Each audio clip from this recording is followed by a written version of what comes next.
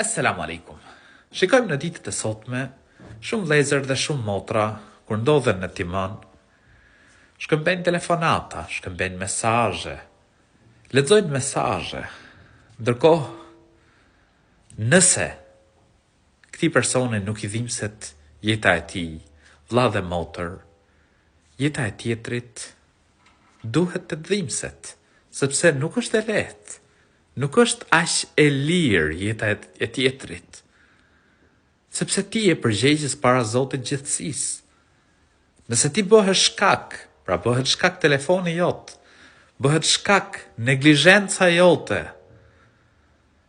për vrasjen e tjetrit, për aksidentimin e tjetrit, për dëmtimin e tjetrit, ti je përgjegjës për këtë. Prandaj, le të vetëdijsohemi, le të kujdesemi, që në rrugë të japim hakun rrugës. Nëse jemi në timon, të tregojmë edukatën e një besimtari edhe kur ecim me makinë. Allahu e përmirësoft gjendjen tonë.